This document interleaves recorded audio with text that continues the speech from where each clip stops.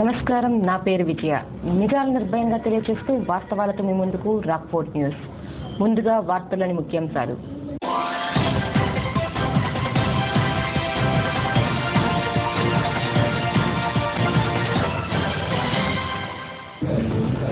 రైతుల కంట్లో కారం కొట్టారు, దళారులతో కుమ్మక్కే ధరను పతనం చేశారు. టీడీపీపై మండిపడ్డ వైసీపీ నేత నజీర్.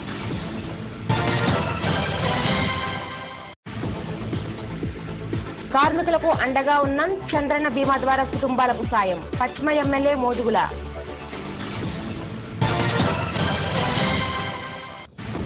బంగారు వర్ణంతో మెరుస్తుంది, వాసనతో మత్తెక్కిస్తుంది. మార్కెట్లో చెలరేగుతున్న పండ్ల రారాజు మామిడి.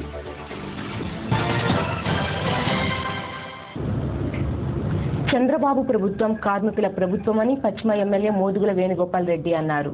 ప్రమాదాల్లో మరణించిన వారి కుటుంబాలకు చంద్రన్న బీమా ద్వారా ఆర్థిక సహాయాన్ని ఆయన శుక్రవారం అందించారు.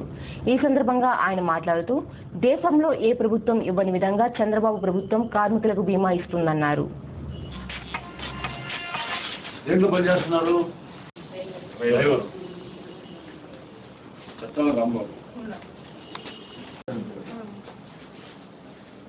చూడండి కుదురు తల్లి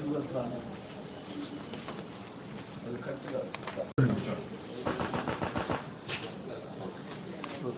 దేవామిత్రులు వాళ్ళతో కోఆర్డినేట్ చేసుకొని చాలా మంది పిల్లలకి సరిపోతే తల్లులకు రాకూడదు. అది ఫస్ట్ ప్రయారిటీ. ఆర్గనైజ్ అలాగే ఓకేమ్మా, నమస్కారం.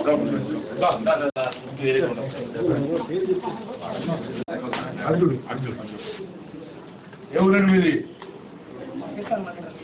వేసిన వాళ్ళు ఏం జరిగింది? పిల్లలున్నారా? రెండు పెళ్లి చేసుకోబోతున్నావా?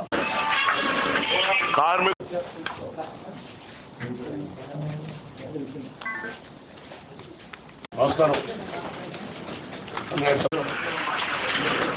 ఈరోజు అనార్గనైజ్ సెక్టర్లో ఉన్నటువంటి కార్మికులందరికీ ఒక ఆపద్ బాంధవు లాంటి పథకం చంద్రన బీమా పథకం.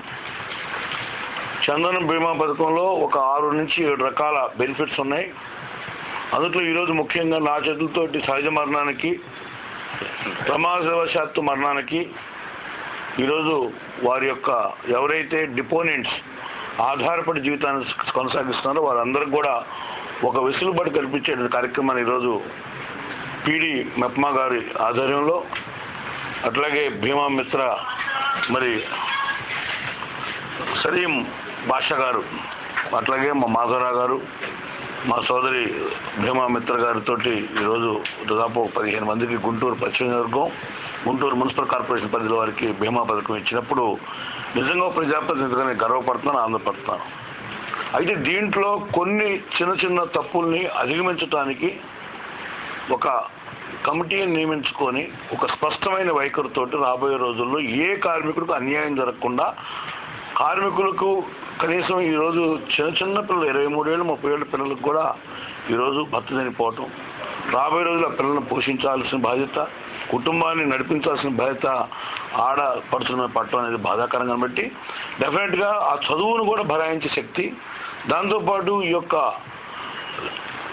ఎన్టీఆర్ గృహాలతో కూడుకున్నటువంటి కూడా ప్రయారిటీ ఇస్తే బాగుంటుంది అనేది నా యొక్క ముఖ్యంగా వితంతువులకి ప్రయారిటీ బేస్ కనుక ఇల్లు ఇచ్చినట్టయితే బాగుంటుంది అనేటువంటి సంకల్పంతో ఉన్నాను. అందుకని ఈరోజు దాదాపు 5 లక్షల నుంచి 30,000 రూపాయలు సహజ మరణానికి ఇవ్వటం అంటే ప్రభుత్వం మీద ఎంత బరువైనా కూడా ఇటువంటిది మోయటానికి సంసిద్ధంగా ఉంది.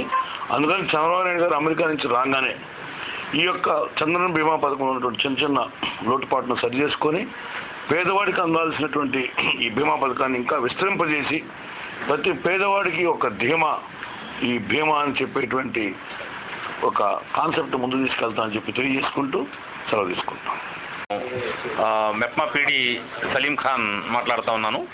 సో ఈరోజు గౌరవ గుంటూరు వెస్ట్ ఎమ్మెల్యే గారు గౌరవనీయులు శ్రీ మోదుగుల వేణుగోపాల్ రెడ్డి గారి చేతుల మించిగా ఈ భీమాలో చంద్రన్న బీమాలో ఎవరైతే నామినీస్ ఉన్నారో వారందరికీ కూడా ఈరోజు ఈ అప్రూవల్ లెటర్స్ ఏదైతే ఉన్నాయో గవర్నమెంట్ నుంచి వచ్చినవి అది అందజేయడం జరిగింది.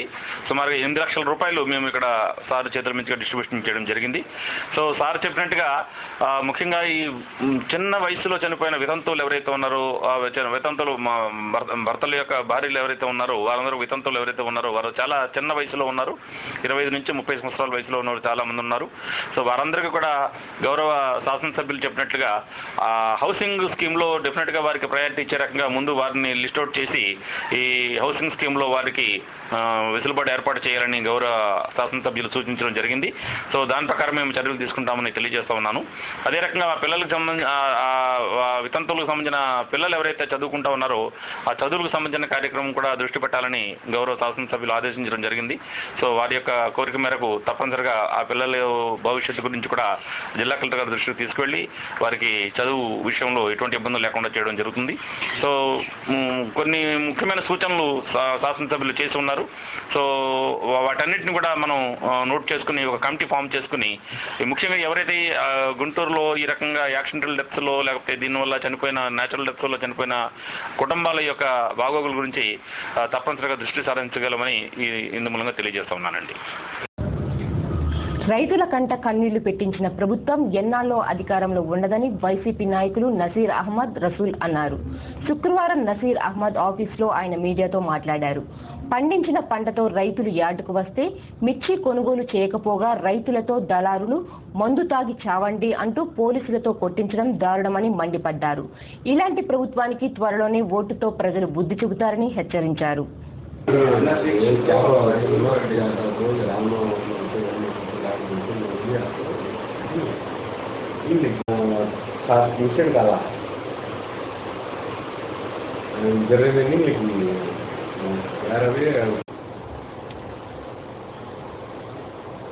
రాష్ట్రంలో ముఖ్యంగా రైతులు పడుతున్నటువంటి ఇబ్బందులను దృష్టిలో పెట్టుకొని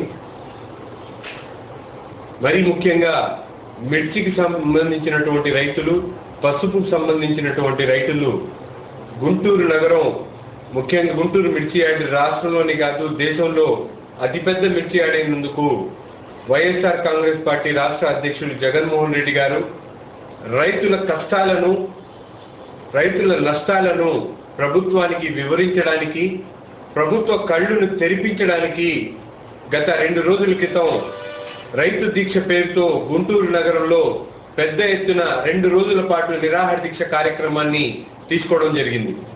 ఈ సందర్భంగా అనేక మంది తెలుగుదేశం పార్టీ నాయకులు, ముఖ్యంగా వ్యవసాయ శాఖకు సంబంధించినటువంటి సోమిరెడ్డి చంద్రమోహన్ రెడ్డి గారిని కానివ్వండి, అదేవిధంగా అనేక మంది చిల్లర నాయకులు కూడా ఈరోజు జగన్మోహన్ రెడ్డి గారి దీక్ష కేవలం ఆయన ఆరోగ్యాన్ని కాపాడుకోవడం అని చెప్పి హాస్యాస్పదంగా మాట్లాడటం వాళ్ళ అవివేకానికి నిదర్శనం అని చెప్పి ఈ సందర్భంగా చెప్తూ, రైతులు దాదాపు 2,03,000 హెక్టార్లు 2,03,000 ఎకరాల్లో పంట పండించినప్పుడు వారికి అనేక మంది జీవనోపాధి ఉన్నటువంటి మిర్చి పంట ఈరోజు దిగుబడి ఎక్కువైపోయి దాదాపు 12,000 పలకాల్సినటువంటి ఏదైతే మంచి మిర్చి రేటు ఉందో ఈరోజు 2,500, 3,000కి మార్కెట్లో అమ్ముడుపోతుంటే వాళ్ళు నిరుత్సాహంగా గుంటూరు మార్కెట్ యార్డ్ వైపు తరలి వస్తున్నటువంటి ప్రతి ఒక్కరూ కూడా చాలా ఇబ్బందికరమైనటువంటి పరిస్థితులు ఉన్నప్పుడు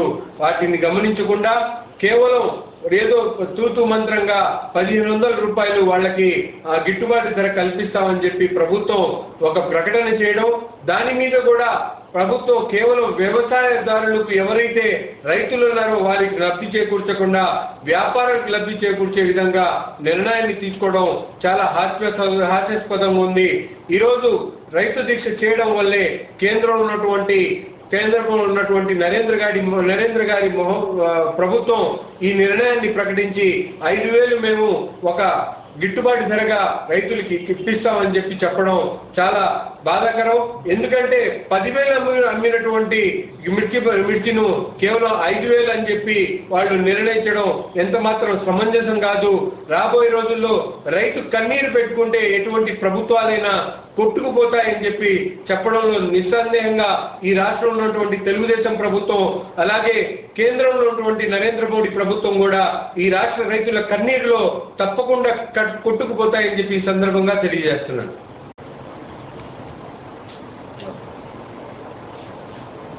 నిన్న కేంద్ర ప్రభుత్వం ప్రకటించినటువంటి రైతులకు సహాయం ఏదైతే ఉన్నదో తెలుగుదేశం పార్టీకి ఒక చెంపపెట్టు లాంటిదని చెప్పని నేను చాలా స్పష్టంగా తెలియజేస్తా ఉన్నా. వైఎస్ఆర్ కాంగ్రెస్ పార్టీ రాష్ట్ర అధ్యక్షులు జగన్మోహన్ రెడ్డి గారు దీక్ష చేసే వరకు కూడా కేంద్ర ప్రభుత్వం కానీ రాష్ట్ర ప్రభుత్వంలో కానీ రైతులకు న్యాయం చేయాలని చెప్పని కూడా ఆలోచన చేయనటువంటి ఒక దౌర్భాగ్యమైనటువంటి పరిస్థితుల్లో కేంద్ర రాష్ట్ర ప్రభుత్వాలు పయనిస్తూ ఉన్నాయి. అయినప్పటికీ కూడా జగన్మోహన్ రెడ్డి గారి దీక్ష యావత్తు భారతదేశాన్ని కూడా రైతులను కుదిపేసినటువంటి పరిస్థితులను బట్టి కేంద్ర ప్రభుత్వమే దిగివచ్చి ఈనాడు రైతులకు వారికి అండగా ఉండడం అనేది నిజంగా ఒక రకంగా హర్షించదగినటువంటి విషయం. కేవలం వైఎస్ఆర్ కాంగ్రెస్ పార్టీ రాష్ట్ర అధ్యక్షులు జగన్మోహన్ రెడ్డి గారికి ఉన్నటువంటి చిత్తశుద్ధి ఈ రాష్ట్ర ప్రభుత్వంలో ఉన్నటువంటి చంద్రబాబు నాయుడికి లేదని చెప్పని విషయాన్ని కూడా చాలా స్పష్టంగా తెలియజేస్తా ఉన్నా నేను. అదేవిధంగా ఈనాడు తెలుగుదేశం పార్టీ అధికారం వచ్చిన తర్వాత ఒక మిర్చి రైతులే కాదు, రైతాంగానికి సంబంధించినటువంటి అనేక రైతులు, ఉల్లి రైతులు కానివ్వండి, మినుము రైతులు కానివ్వండి, వరి రైతులు కానివ్వండి, పండించే పంట ఉన్నటువంటి ఏ రైతైనా కూడా ఈనాడు ఈ రాష్ట్రంలో ఇబ్బందులు పడతా ఉన్నటువంటి పరిస్థితులు చూస్తే నిజంగా చాలా బాధాకరమైనటువంటి విషయం. చంద్రబాబు నాయుడు గారు రైతుల పట్ల మొదటి నుంచి కూడా ఒక అశ్రద్ధత భావంతో, వాళ్ళ యొక్క ఒక హేళన భావంతో ఉన్నటువంటి పరిస్థితులు కూడా గతంలో మనం చూసాం. ఇప్పటికైనా చంద్రబాబు నాయుడు గారు తన వైఖరి మార్చుకొని మిర్చి రైతులకు అండగా ఉండి ఇంకా వారికి న్యాయం చేయాలని చెప్పని కూడా మేము కేంద్ర ప్రభుత్వం నుంచి మాట్లాడి 11,000 రూపాయలు గిట్టుబాటు ధర వచ్చే వరకు కేంద్ర ప్రభుత్వం పైన ఒత్తిడి తీసుకొచ్చి వారికి న్యాయం చేయాలని చెప్పని వైఎస్ఆర్ కాంగ్రెస్ పార్టీ నుంచి మేము డిమాండ్ చేస్తాము. బంగారు వర్ణంతో మెరుస్తూ చూడగానే నోరూరుస్తుంది, వాసనతో మత్తెక్కిస్తుంది, ఒక్క ముక్క నోట్లో పెట్టుకుంటే మెత్తగా కరిగిపోతుంది. అది బంగినపల్లి మామిడి పండు. ఫలాలలో రారాజు మామిడి పండు. ఆ మామిడి పండులోనే మహత్తరమైన రకం బంగినపల్లి. తెలుగింట పుట్టి ప్రపంచంలో అనేక దేశాల ప్రజల నోరూరించే ఈ రకం మామిడి ఆంధ్రప్రదేశ్ సొంతం.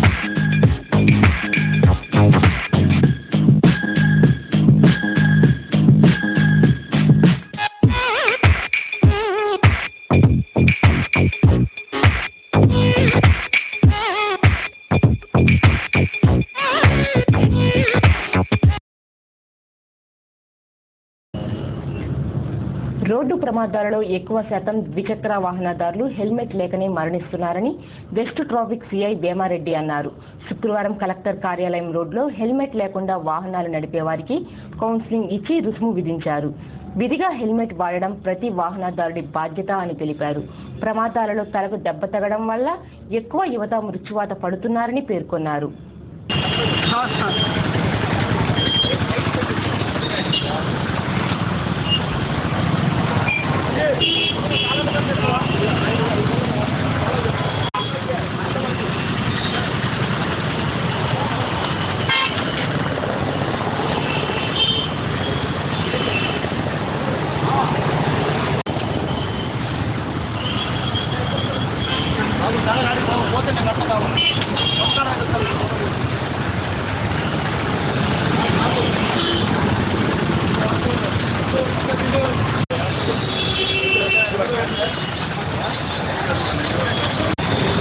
అసలు చాలా తీసుకోరా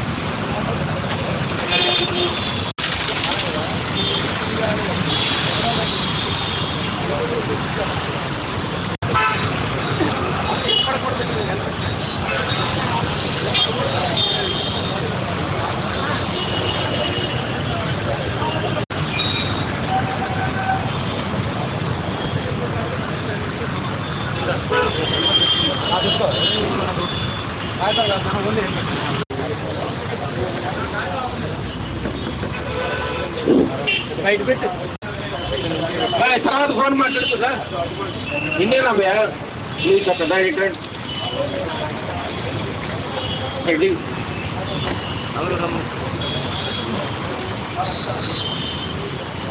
పెట్టాము మంచినీళ్ళు కూడా పెట్టాము చల్లగాలి వస్తూ ఉంది.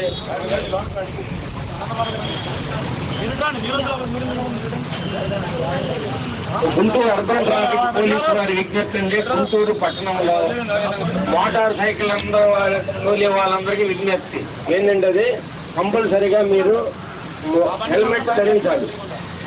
ఎందుకంటే ఈ భారతదేశంలో కానీ ఆంధ్రప్రదేశ్లో కానీ తీసుకున్నటువంటి డేటాను విశ్లేషిస్తే సుమారుగా ఒక 100 యాక్సిడెంట్లు జరిగితే ఆ 100 యాక్సిడెంట్లలో 77% మంది మోటార్ సైకిలిస్టులు చనిపోతూ ఉన్నారు. ఒకటి. రెండు, ఈ మోటార్ సైకిల్లో చనిపోయినటువంటి వాళ్ళు 99% మంది వాళ్ళు కూడా కేవలం హెడ్ ఇంజరీ వల్ల చనిపోతూ ఉన్నారు. సో మనం హెడ్ని కాపాడుకుంటే దాదాపు మన ప్రాణము ఉన్నట్టే లెక్క. సో అందుకని కంపల్సరీ హెల్మెట్ అనేది మ్యాండేటరీ చేయడం జరిగింది. మీరు ఇబ్బంది అనుకోకుండా లేకపోతే ఇంకోటి అనుకోకుండా మీరు కంపల్సరీగా హెల్మెట్ ధరించాలని కోరుతూ ఉన్నాం. ఒకటి. రెండు, ఇక్కడ నా దగ్గర ఒక ఫోటో ఉంది. నిన్న మధ్యాహ్నం 2 గంటలప్పుడు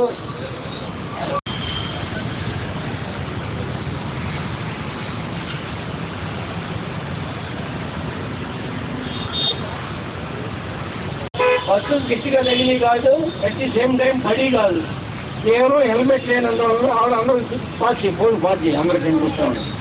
కేవలం హెల్మెట్ లేనందువల్ల మోటార్ సైకిల్కి బస్సుకి మధ్య క్రష్ అయ్యి ఈ దవడ అంతా ఉండిపోయి దవడ నుంచి తల మీ అందరూ చెప్తా ఉన్నామండి. గుంటూరు పట్టణంలో ప్రయాణించాలంటే మాత్రం కంపల్సరీగా మీ అందరూ హెల్మెట్ ధరించాలండి. అశోక్, భారతదేశంలో కానీ ఆంధ్రప్రదేశ్లో కానీ జరుగుతున్నటువంటి రోడ్డు ప్రమాదాల్లో సుమారు 77% మోటార్ సైకిల్ వల్ల జరుగుతూ ఉంది. 33% మోటార్ సైకిల్ వల్ల జరుగుతూ ఉంది. దీంట్లో చనిపోయే వాళ్ళలో 100కి సుమారు 77% మంది మోటార్ సైకిలిస్టులు. ఈ మోటార్ సైకిలిస్ట్ వల్ల ఏ గాయం వల్ల చనిపోతున్నారంటే తలగలిగిన గాయం వల్ల చనిపోతున్నారు.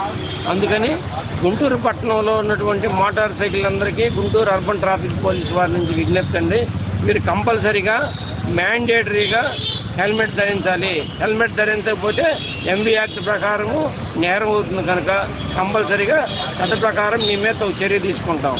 అంతేకాకుండా మేము ప్రతిరోజు ఉదయము సాయంత్రము ఈ మోటార్ సైకిల్ గురించి మరియు వాహనాల గురించి పాంప్లెట్స్ పంచుతూ ఉన్నాము, కౌన్సిలింగ్ చేస్తూ ఉన్నాము. అందుకని ప్రజలు దీన్ని ఉపయోగించుకొని ఆ రూల్స్ అన్నీ పాటిస్తే ప్రమాదాలు జరగకుండా ఉంటాయి, వాళ్ళు క్షేమంగా ఉంటారని చెప్పి కోరుతా ఉన్నాం. గురువారం రాత్రి 11 గంటలకు మేడుకొండూరు వద్ద భారీ రోడ్డు ప్రమాదం జరిగింది. ఘటనలో మొత్తం 6 మృతి చెందారు. 2 చింతలలో ఓ వివాహ కార్యక్రమానికి వెళ్లి వస్తుండగా బొలారో కారును గుంటూరు నుండి హైదరాబాద్ వెళ్తున్న లారీ ఢీకొట్టింది. ఘటనలో 5 అక్కడికక్కడే మరణించగా కొన ప్రాణంతో ఉన్న కారు డ్రైవర్ శ్రీనివాసరావును గుంటూరు ప్రభుత్వ ఆసుపత్రికి తరలిస్తుండగా మరణించాడు. ప్రమాదంలో జిల్లా కోర్టు ప్రముఖ న్యాయవాది మాదాసు రాజు మృతి చెందాడు. మృతుల బంధువులు మార్చురికి చేరుకున్నారు, కన్నీటి పర్యంతమయ్యారు.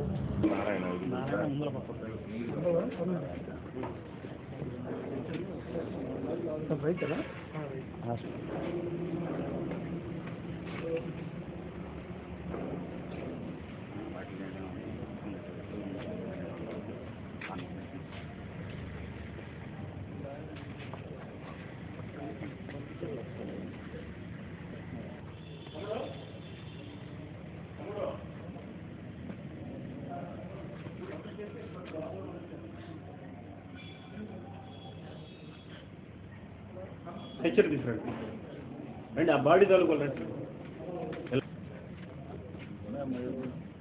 పట్టండి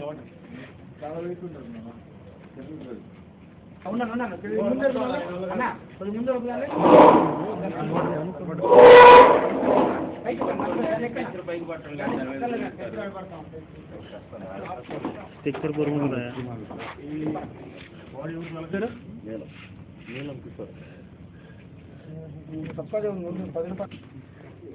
ఓకేనా తమ్ముడు ఏం లేనట్టుగా గురుగారు పెట్టించు లోపల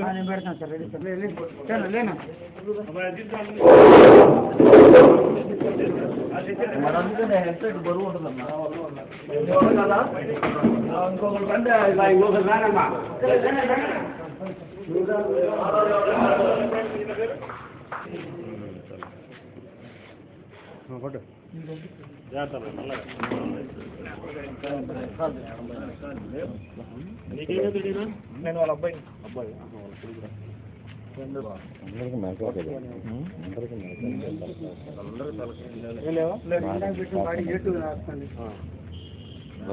ఈ తాలూకాలు ఎవరు ఆ ఫోన్ బుక్ ఎవరు చూడండి సార్ కొంచెం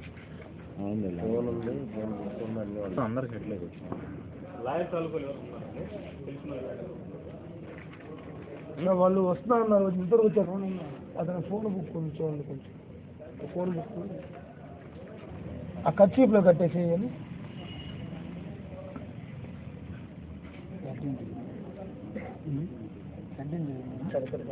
సరే ఆయన కట్టేస్తాం అన్ని కట్టేసేయండి ఆధార్ కార్డు చూస్తారు సార్ మూట కట్టేయండి సరే మూట కట్టేసి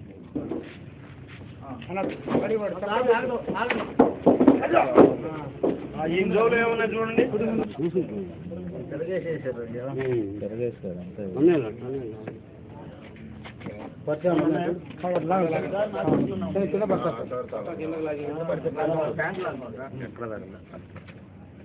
అయితే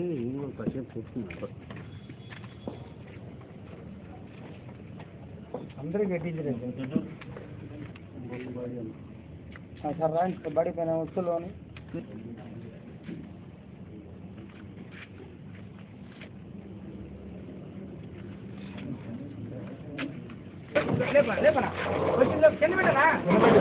చిన్న పడేనా చూపులు తెచ్చండి పక్కన పడేమా సార్ ఆ చెయ్యి ఇక్కడ రెండు కాలం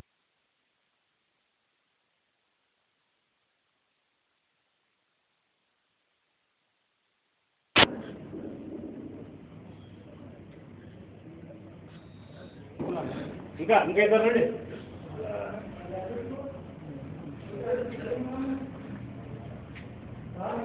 ఇంకొక ఇద్దరు రండి సాంబా నువ్వు బాడీ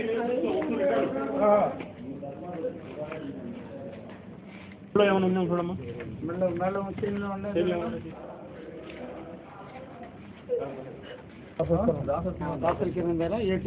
పట్టండి ఏం లేదా సార్ ఇప్పుడు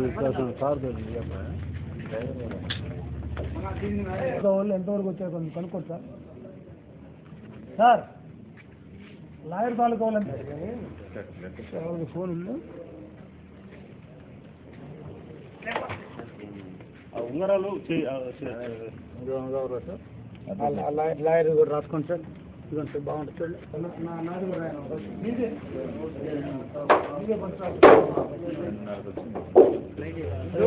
చూడమ్మా చొక్కా కింద ఉంది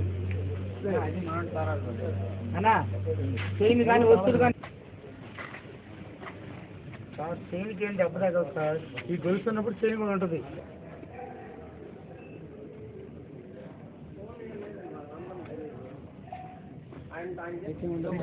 తీసే మళ్ళీ మనకి తీసే అది కూడా తీసి అమ్మ మళ్ళీ సార్ ఒకళ్ళు